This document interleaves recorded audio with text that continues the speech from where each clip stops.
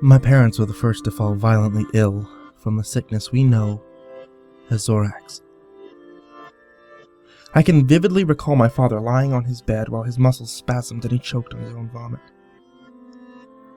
I stood at his side, frozen in place and refusing to leave as I held back sobs, his pupils dilating until his entire eye was like an inky blackness.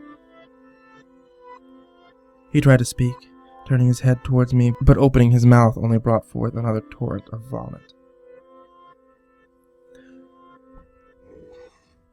I remember saying something, but the detail is lost on me now. I remember staring into his glazed eyes as his shuddering became less pronounced, and he was suddenly very still. I let out a wail, and I ran into my room unprepared and unwilling to face the truth. My mother was the first to pass, and then my older brother, who had just turned 17, and finally my father.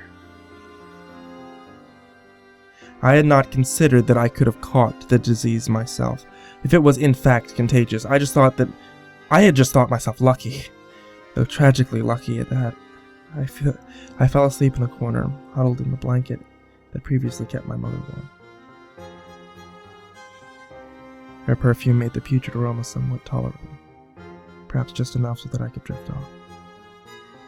I remember a persistent banging next, a series of muffled inquiries from the opposite side of my locked door. They were shouting for survivors, looking fervently for anyone who was still alive despite the breakout. I rushed to the door and unlocked it to face what I would come to identify as the day crew. Their faces were obscured by large gas masks, fit with some sort of capsule on either side of their cheeks. Their breathing was slow and monitored, and their voices made nearly impossible to hear over the mechanical wheezing. They were covered from head to toe. Regulation hazmat material was orange, with orange text reading "Day Crew" on their backs. They ordered me out into the main hall, where I managed to catch sight of 14 other children around my age, being told directions and filed into lineups. Once the entire group had been examined, we began our trek out into the streets, which was a vision of chaos and destruction. We had heard the noises of looting and desperation from our homes, but we hadn't ventured off into the outside world for weeks, for fear of catching the sickness ourselves. There were even more day crew that had been burning the bodies that had fallen into the streets, trying to purge the earth while trying to keep away from the resulting fumes. We were silently ushered into the back of a large truck that took us south, away from the cities and suburbs, and into the dense growth of the forest. When the van came to a screeching halt, the doors swung open to reveal more day crew, who ushered us out into the forest clearing.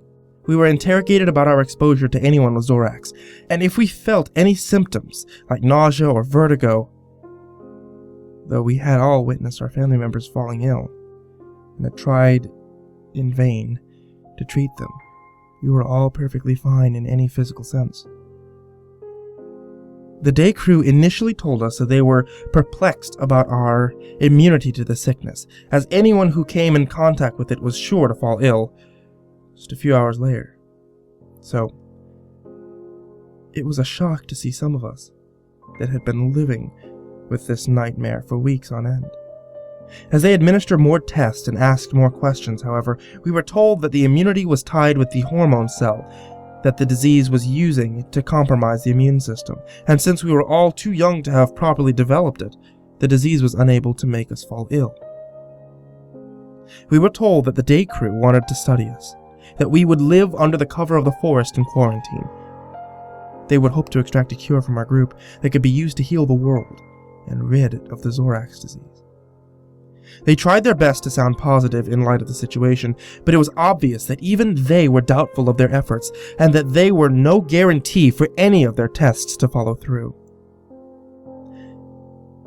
Still, they kept the mood optimistic, and promised us that we would save countless lives with our efforts. They built a secluded village in the woods, providing us with a makeshift house carved out of tree trunks around the area, and I was led to a simple tree house that had a single bed on the far end and a table in the middle. We were told that the first thing the next morning we would be getting our blood taken, so we weren't allowed to eat anything until then.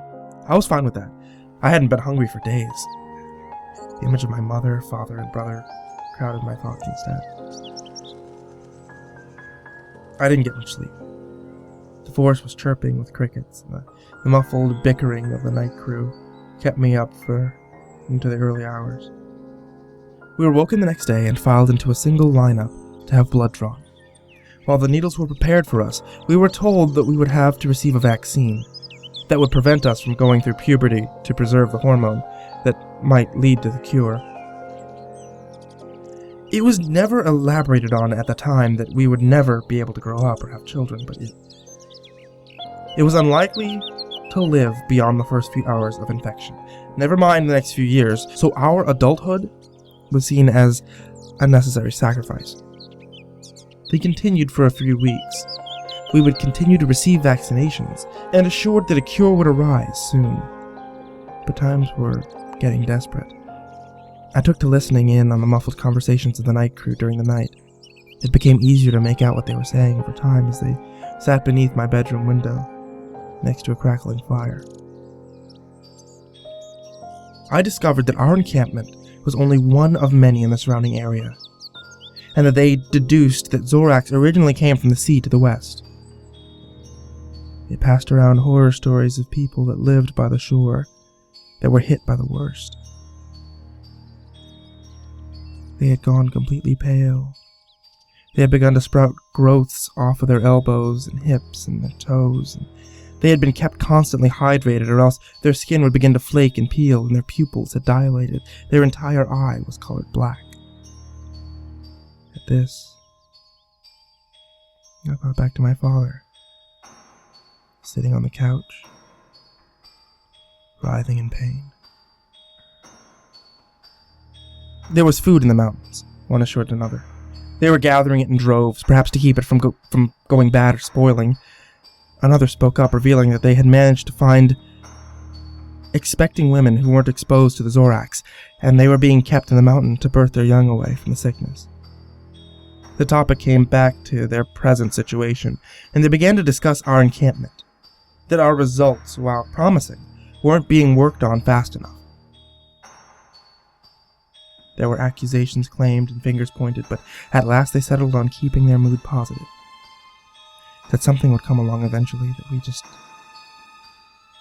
needed more time.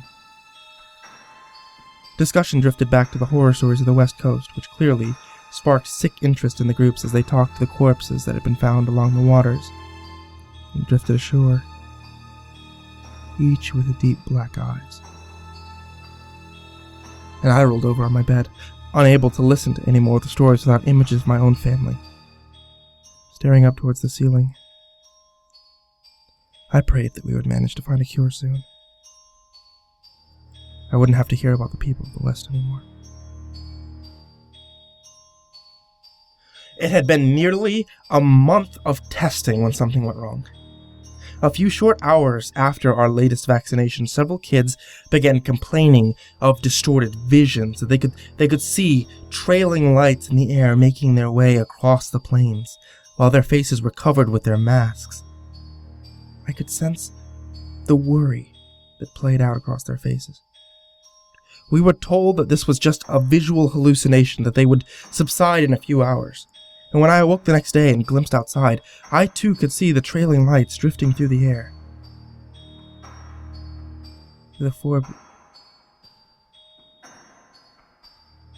They forbid anyone to discuss the lights any further, though it was clear that everyone could see them.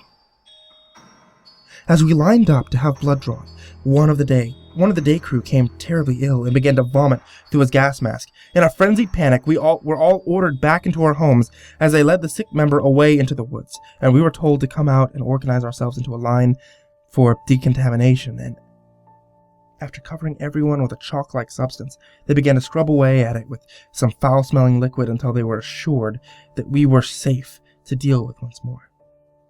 This exercise became a part of our daily regimen, and it's how we started calling them the Scrubs, rather than their official titles. We were disillusioned, and it was obvious that they were as well. the visual hallucinations became worse, and even though we had stopped taking vaccinations long ago, some kids began to befriend imaginary creatures in the air, speaking to the trails of lights. Now, I was horrified that I might start losing my sanity as well. I didn't want to eavesdrop to the discussion over the fire that night, which had gradually worsened with each passing week. With a trailing desperation in their voices, the night crew began to exchange information about the other areas. The food in the mountain had been contaminated, and rumors began to surface that all of the births had resulted in defects, with each child being well over a healthy birth weight, with their eyes far apart, that they would likely succumb to the disease and perish as well, it was decided. The cure that had been tested on the XoRaX-ridden patients hadn't shown any signs of preventing the sickness, but rather had simply slowed the progress of the sickness so that it claimed lives in days rather than hours. While this was a bit of good news, they focused on how little was accomplished over such a large span of time, and how anyone with the sickness shouldn't be kept stringing along, but rather destroyed, so that they couldn't contaminate anyone else. There was a coldness in their voice. I rolled over on my bed and I watched the lights play across my vision, dancing across my eyes until I fell asleep.